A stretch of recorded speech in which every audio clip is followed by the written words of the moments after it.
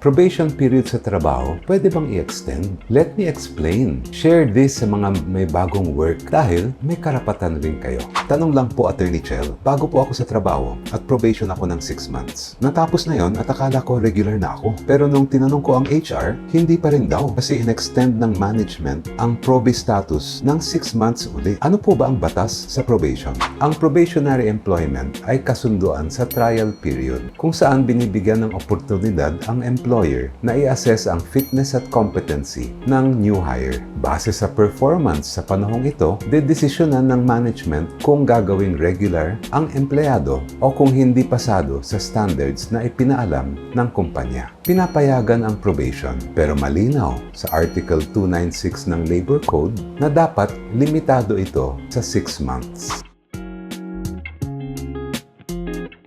Ibig sabihin, ang general rule ay 6 months lang pwedeng tumagal ang probationary period. Kung hinayaang magtrabaho lampas nito, sa mata ng batas ay regularized na at may lahat ng karapatan ng isang regular employee. Isang exception ay kung may kasunduan o agreement kung saan pumayag ang empleyado sa mas matagal na period. May karapatang igiit ito at kung kontrahin, pwedeng magpatulong sa DOLE regional offices sa inyong lugar. Share and follow for more legal guidance. At yan ang ating sagot sa tanong na